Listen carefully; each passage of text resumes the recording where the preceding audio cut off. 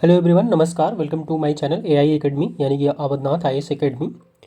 और in this video we are going to discuss about the types of majority we need in the parliament.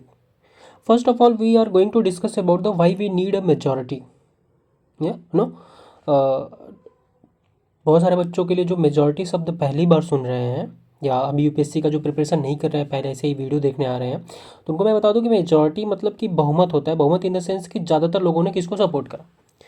तो majority parliament में चाहिए क्यों होता है, ये पहला सवाल ये है कि मेजॉरिटी चाहिए क्यों होता है हमारे पार्लियामेंट में। ये हमारे कॉन्स्टिट्यूशन का एक इम्पॉर्टेंट पार्ट है। और हमारे कॉन्स्टिट्यूशन में यानी कि इंडियन पॉलिटी में या पार्लियामेंट में टाइप्स ऑफ मेजॉरिटी कितनी है, कौन कौन सी मेजॉरिटी लगती हैं, मेजॉरिटी किस किस चीज़ों की लगती हैं, और अलग अलग मेजॉरिटी, जैसे कि यहाँ पे आप देख सकते हैं कि यहाँ पे 4 टाइप की मेजॉरिटी हमने लिखी हुई है। तो ये कौन कौन से मैटर में चारों टाइप की मेजॉरिटी लगती हैं। और सेकंड थिंग कि मेजॉरिटी होती क्या है, लगती क्यों है। तो देखिए भाई साहब, कि जैसा कि आप सभी को पता है कि हम लोगों का पार्लियामेंट जो है वो रिप्रेजेंटेटिव पार्लियामेंट है, यानी कि जनता चुनती है अपने रिप्रेजेंटेटिव को, जो जनता को रिप्रेजेंट जाके करता है, जैसे कि सांसद हो गया या विधायक हो गया, या लेजिस्लेटिव असेंबली। जैसे कि लेजिस्लेटिव असेंबली होता है, एक होता है पार्लियामेंट। तो पार्लियामेंट में लोकसभा एंड राज्यसभा। तो लोकसभा में जो होता है, जो लोकसभा होता है, इसमें जनता चुन के भेजती है लोकसभा में। तो लोकसभा में जो लोग चुन के जाते हैं और राज्यसभा में इनडायरेक्ट तरीके से चुना जाता है, वो अलग डिफरेंट मैटर है, अलग वीडियो में डिस्कस करेंगे। खैर, तो इसमें कोई बिल पास करना होता है या कोई मैटर लाना होता है, तो ये दिखाने के लिए कि हाँ जनता का सपोर्ट है कि नहीं है, जनता की मेजॉरिटी है कि नहीं है, उसके जगह पे, जनता के जगह पे, जनता ने जिसको चुन के भेजा है, जनता का जो रिप्रेजेंटेटिव है, वो वोट करते हैं कि हम इतने लोग इस बिल के पक्ष में हैं या इतने लोग इस चीज़ के पक्ष में हैं। तो इस उसमें मेजॉरिटी देखी जाती है। तो एक फिक्स मेजॉरिटी कॉन्स्टिट्यूशन में दी गई है कि अगर कोई मैटर है किसी चीज़ के बारे में, अगर हमारे देश में कोई कॉन्स्टिट्यूशनल मैटर है, किसी चीज़ के बारे में डिस्कस हो रहा है, तो उसमें कौन से चीज़ के लिए कितनी मेजॉरिटी चाहिए होगी, कितनी मेजॉरिटी, ये हमें तय करता है, सिक्योरिटी देता है कि सरकार मनमानी ना करे। सरकार अपनी मनमानी ना कर पाए, इसलिए हम लोग कॉन्स्टिट्यूशन में मेजॉरिटी दिया हुआ है कि मेजॉरिटी है कि नहीं है कोई मैटर पे। मेजॉरिटी मतलब कई सारे लोगों की सहमति है कि नहीं है, कई सारे लोग एग्री हैं कि नहीं इस मैटर पे, ये देखा जाता है। तो मेजॉरिटी हम लोग डिस्कस कर लेते हैं। 4 तरह की मेजॉरिटी होती है। एक होती है सिंपल मेजॉरिटी, एक होती है एब्सोल्यूट मेजॉरिटी, सिंपल मेजॉरिटी, एक होती है एब्सोल्यूट मेजॉरिटी, एक होती है इफेक्टिव मेजॉरिटी, और एक होती है स्पेशल मेजॉरिटी। तो 4 तरह की मेजॉरिटी होती है हमारे इंडियन कॉन्स्टिट्यूशन में, हमारी पॉलिटी में दिया हुआ है, जिसके बारे में हम आगे डिस्कस करने जा रहे हैं। मेजॉरिटी क्यों होती है, मेजॉरिटी का काम क्या होता है, टाइप्स ऑफ मेजॉरिटी का काम क्या होता है, वो हमने आपको बता दिया है। चलिए देखते हैं कि कितने टाइप की मेजॉरिटी। एक सिंपल मेजॉरिटी के बारे में सबसे पहले डिस्कस करते हैं। हमने ऊपर देखा था कि 4 तरह की मेजॉरिटी होती है, तो चलिए बात करते हैं सिंपल मेजॉरिटी के बारे में डिस्कस करते हैं सबसे पहले। तो ये है सिंपल मेजॉरिटी। सिंपल मेजॉरिटी में होता क्या है कि more than the 50% of the member, ध्यान दीजिएगा यहाँ पे स्क्रीन पे, कि more than the 50% of the member present and the voting, it is also known as the working majority. तो प्रेजेंट एंड वोटिंग, इसमें ध्यान देना है। सिंपल मेजॉरिटी में सबसे बड़ी इंपॉर्टेंट चीज़ है प्रेजेंट एंड वोटिंग शब्द पे ध्यान देना है, वर्ड पे ध्यान देना है। यानी कि अगर कोई बिल पास होना है पार्लियामेंट में, और उस बिल पास होते वक्त, जिस वक्त बिल पास हो रहा है, उस वक्त पार्लियामेंट में टोटल जितने मेंबर हैं, जितनी सीट हैं, अगर उसमें से 200 लोग मान लीजिए आए हैं, तो 200 लोगों में से 200 लोगों का आधा, 2 डिवाइडेड बाई 2 इक्वल टू कितना हो जाएगा, 100+1, ये हो गया सिंपल मेजॉरिटी। यानी कि more than the 50% of the member present and voting, मतलब जितने मेंबर प्रेजेंट है उसका 50% से ज़्यादा अगर किसी एक चीज़ के पक्ष में वोट किए हैं, तो वो पास माना जाएगा। ये होता है सिंपल मेजॉरिटी। इसको एक चीज़ ध्यान देना है कि इसको वर्किंग मेजॉरिटी भी बोलते हैं। और यहाँ पे ध्यान दीजिए प्रेजेंट एंड वोटिंग, जितने प्रेजेंट हैं, बस इस पे ध्यान देना है, कितने हैं उसमें मेंबर, कितने होते हैं कितने नहीं होते, इस बात पे ध्यान नहीं देना। सिंपल मेजॉरिटी में बस इतना ध्यान देना है कि कितने मेंबर प्रेजेंट है, वोट कर रहे हैं, उसका एक ज़्यादा। तो मान लीजिए 200 मेंबर प्रेजेंट है, तो 200 मेंबर का आधा हो गया 50%, 100 हो गया, और एक प्लस तो 101। तो कोई भी सिंपल मेजॉरिटी जिस चीज़ में लगती है, जो जो सब्जेक्ट में सिंपल मेजॉरिटी लगता है, उसमें अगर 50+1, 50%+1 अगर मेंबर प्रेजेंट एंड वोट करते हैं, तो वो पास माना जाएगा। जैसे कि example, if total number of is 545, कितने प्रेजेंट है, 500 प्रेजेंट है। मान लीजिए 20 छोड़ दिए, 20 ने अब्सटेन कर दिया, प्रेजेंट कर रहे हैं लेकिन वोट नहीं कर रहे हैं, मतलब कि वो प्रेजेंट है लेकिन वोट नहीं कर रहा है उन्होंने, कि हम वोट ही नहीं करेंगे।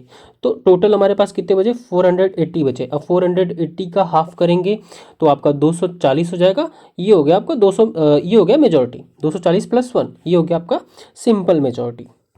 और ये कहाँ लगता है, सिंपल मेजॉरिटी का काम क्या है, अगर ये देखना है तो ध्यान से देखिए स्क्रीन पर आप अपने कि whenever the constitution is silent on the types of the majority is required it is assumed that the simple majority required। मतलब कि जब जहाँ भी हमारे कॉन्स्टिट्यूशन में ये नहीं लिखा गया कि किस तरह की मेजॉरिटी चाहिए, वहाँ ये मान लिया जाता है कि वहाँ पे सिंपल मेजॉरिटी चाहिए। जैसे कि कई सारे मैटर्स पे होता है जहाँ पे ये लिखा गया है कि जहाँ पे उसमें लिखा ही नहीं गया कि इसमें किस तरह की मेजॉरिटी चाहिए, वहाँ पे ये मान लिया जाता है कि यहाँ पे सिंपल मेजॉरिटी चाहिए। ठीक, ओके।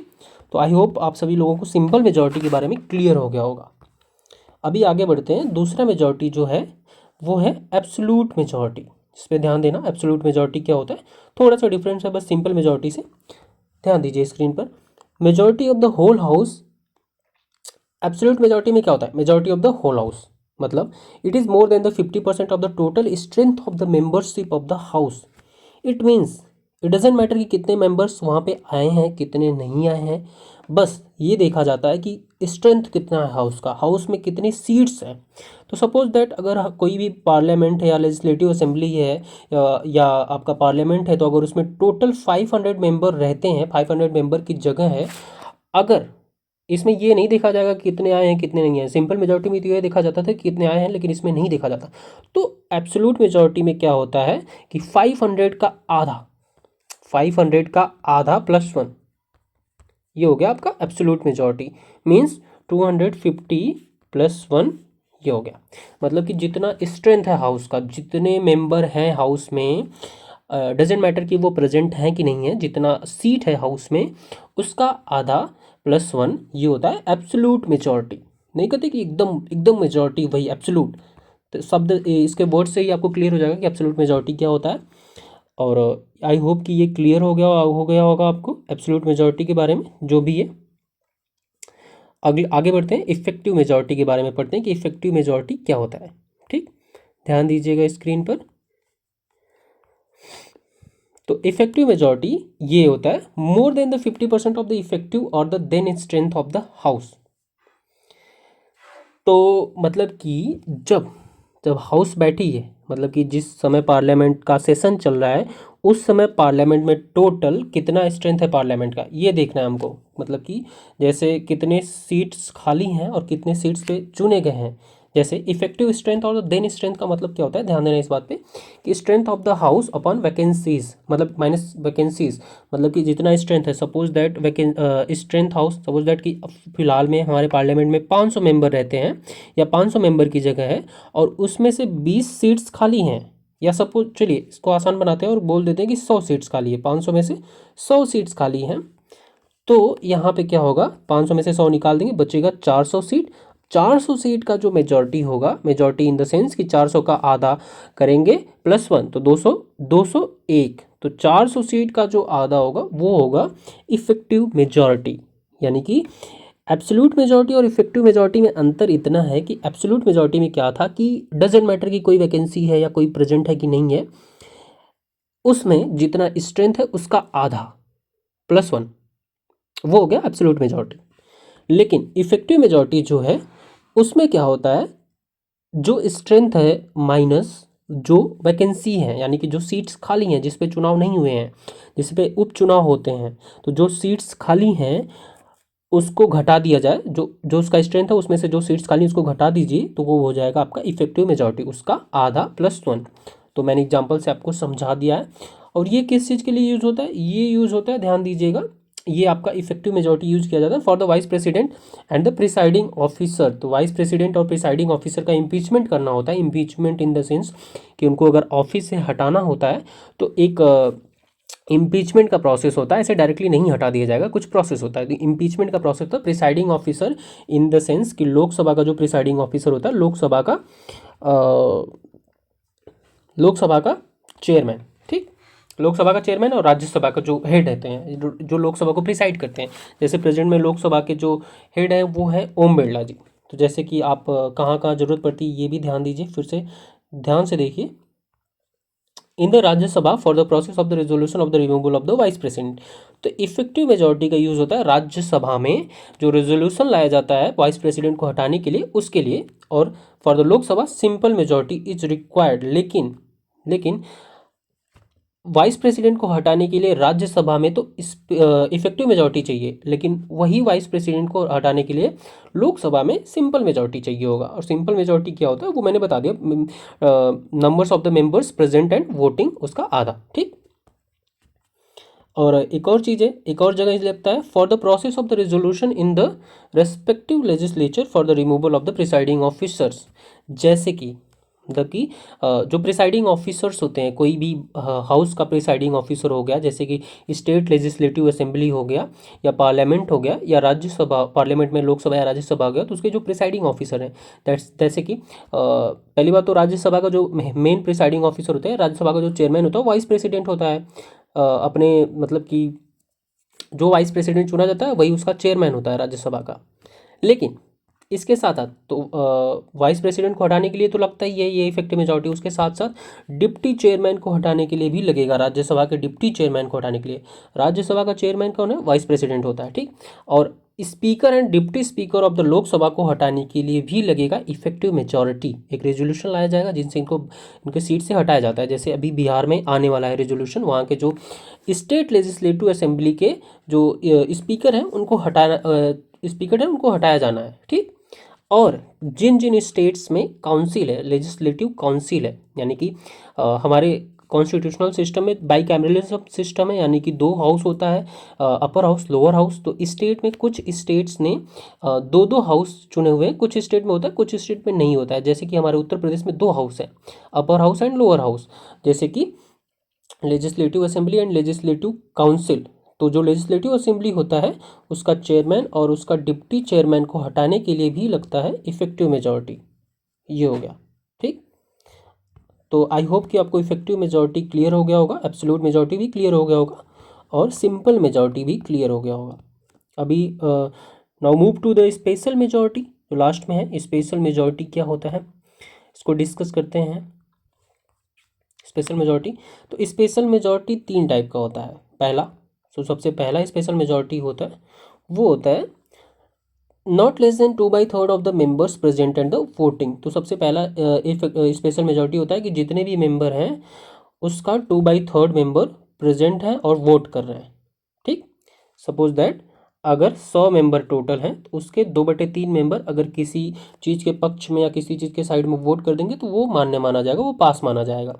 और जो दूसरा कंडीशन है वो है, सबसे पहले तो majority of the whole house, यानी कि एब्सोल्यूट मेजॉरिटी, यानी कि उसमें जितना स्ट्रेंथ है हाउस का उसका मेजॉरिटी, उसका 50% प्लस वन। और दूसरा not less than 2/3 of the members present and the voting. तो यानी कि जो दूसरा कंडीशन है या स्पेशल मेजॉरिटी में जो दूसरी टाइप का मेजॉरिटी है उसमें एक होता है एब्सोल्यूट मेजॉरिटी और दूसरा होता है 2/3 of the member present and the voting, यानी कि जितने भी मेंबर हैं उसका 2/3 प्रेजेंट है, वोट कर रहे हैं। ठीक। किसी एक चीज़ के पक्ष में। और एब्सोल्यूट मेजॉरिटी भी है। सब इसको कन्फ्यूजन हो सकता है तो मैं ऐसे समझा सकता हूँ कि मान लीजिए 400 मेंबर है, तो 400 मेंबर का पहली बात तो इसमें दो कंडीशन है, तो 400 मेंबर का पहले तो एब्सोल्यूट मेजॉरिटी कितना हो जाएगा? 201 हो जाएगा। ठीक। क्योंकि आधा प्लस वन, 400 टोटल मेंबर है एक सभा के। ठीक। और इसका हो जाएगा आपका 2/3 प्रेजेंट एंड द वोटिंग, तो 400 इंटू 2/3, ये जितना आएगा वो। तो ये दोनों कंडीशन पूरी होनी चाहिए स्पेशल मेजॉरिटी की दूसरे कंडीशन के अंदर, जहाँ पे लगता है ये प्रेसिडेंट के इम्पीचमेंट के लिए लगता है। मतलब कि प्रेसिडेंट का अगर इम्पीचमेंट करना हो, प्रेसिडेंट को हटाना हो, for impeachment of president, impeachment मतलब कि प्रेसिडेंट को हटाना हो तो रेजोल्यूशन जो लाया जाता है उसके लिए लगता है हमारा स्पेशल मेजॉरिटी का दूसरा कंडीशन, यानी कि absolute majority plus not less than 2/3 of the member present and the voting. और तीसरा जो होता है, और ठीक है इसमें दो ही कंडीशन है, रियली सॉरी आई गेस। ठीक। अभी तीसरा जो तीसरा नहीं, स्पेशल मेजॉरिटी कहाँ कहाँ लगता है इसके बारे में डिस्कस कर लेते हैं। हाँ, तीसरा भी है। तीसरा कंडीशन है स्पेशल मेजॉरिटी में कि for the process of the resolution in a state legislative assembly requesting the parliament to create abolish the legislative council in the state। तो मैंने आपको ऊपर बताया था कि कोई भी हमारे जो पार्लियामेंट्री सिस्टम है हमारे स्टेट में या सेंटर में पार्लियामेंट्री सिस्टम है जिसके हिसाब से दो हाउस होते हैं, एक होता है अपर हाउस, एक होता है हमारा अपर हाउस, और एक होता है लोअर हाउस। तो ये हमारे पार्लियामेंट में तो है, लेकिन हर स्टेट में नहीं है। मतलब ये स्टेट के ऊपर डिपेंड करता है कि स्टेट अगर रिक्वेस्ट करना चाहते हैं पार्लियामेंट से कि हमारे लिए 2 हाउस, मतलब एक हाउस तो पहले से रहेगा लेजिस्लेटिव असेंबली, लेकिन अगर वो चाहते हैं कि हमारे लिए काउंसिल भी सेलेक्ट कर दिया जाए, काउंसिल का भी क्रिएशन हो जाए, तो उसके लिए जो प्रोसेस होता है उसमें भी चाहिए होता है स्पेशल मेजॉरिटी, जो अभी आपने पढ़ा है ऊपर। ठीक, तो अभी ऊपर जो दो हैं उसमें कहाँ कहाँ चाहिए होता है, तो स्पेशल मेजॉरिटी का और कहाँ चाहिए होता है वो देखते हैं हम। Under the Article 368 for the amendment of the Constitution, that is, this majority is required in the both houses of the Parliament sitting separately to pass the Constitution Amendment Bill। यानी कि आर्टिकल 368 के अंतर्गत जो हमारे constitution का amendment करना होता है, मेजर चीज़ों के लिए कॉन्स्टिट्यूशन का अमेंडमेंट करना होता है, उसके लिए स्पेशल मेजॉरिटी चाहिए होती है, जिसमें लोकसभा एंड राज्यसभा, ऐसा क्यों हो रहा है भाई, जिसमें लोकसभा, ठीक, जिसमें लोकसभा एंड राज्यसभा दोनों में अलग अलग बिल पास होगा तो ही कॉन्स्टिट्यूशनल अमेंडमेंट पास माना जाएगा। उसके लिए चाहिए होता है स्पेशल मेजॉरिटी, और दूसरा कंडीशन होता है ये, in both houses of the parliament sitting separately for the process of the resolution for the removal of the judges of the apex court, high court, CAG chief election commissioner and the state election commissioner। यानी कि special majority एक चीज़ और चाहिए होता है कि अगर हमको हटाना है, हमको किसी के पद से, हमको जजेस को, मतलब सुप्रीम कोर्ट के जो जज हैं उनको उनके पद से हटाना है, तो हमको ये मेजॉरिटी चाहिए, स्पेशल मेजॉरिटी। हाई कोर्ट के जज को हटाने के लिए भी स्पेशल मेजॉरिटी चाहिए, controller and auditor general of India को हटाने के लिए भी चाहिए, चीफ इलेक्शन कमिश्नर को हटाने के लिए भी हमको स्पेशल मेजॉरिटी चाहिए, एंड स्टेट इलेक्शन कमिश्नर को हटाने के लिए भी स्पेशल मेजॉरिटी चाहिए। ठीक, एक और कंडीशन है under article 61, impeachment of the president, majority required not less than 2/3 of the member present in the strength of the house. ठीक, एक और चीज़ के लिए चाहिए जो मैं ऊपर बता चुका हूँ आपको कि प्रेसिडेंट को हटाने के लिए चाहिए होता है स्पेशल मेजॉरिटी। तो प्रेसिडेंट को हटाने के लिए तो स्पेशल मेजॉरिटी में कई तरह की 3 कैटेगरी की मेजॉरिटी होती है, जो मैं आपको डिस्कस कर चुका हूँ यहाँ पे। आई होप कि आपको क्लियर हो गया होगा। अगर नहीं हुआ है आपको क्लियर तो एक बार फिर से रिवाइज करके वीडियो ध्यान से देख लीजिए, आपको समझ में आ जाएगा। और इस क्लास का PDF आपको मिल जाएगा हमारे टेलीग्राम चैनल पे, जिसका लिंक मैं डिस्क्रिप्शन बॉक्स में दे दूँगा। तो आई होप कि आपको समझ में आया होगा। टेलीग्राम चैनल का लिंक मैं टेलीग्राम चैनल पे मिल जाएगा, जिसका लिंक मैं आपको डिस्क्रिप्शन बॉक्स में दे दूँगा। दूसरी बात, अगर आपको पढ़ना है, अगर आपको ये जानना है कि सिलेबस के बारे में जानना है, तो उसका भी मैं लिंक दे दूंगा वीडियो क्लास का, जो आपकी डिस्क्रिप्शन बॉक्स में जाके देख सकते हैं। Thank you so much for watching this video. I hope कि आप जीवन में अच्छा करें।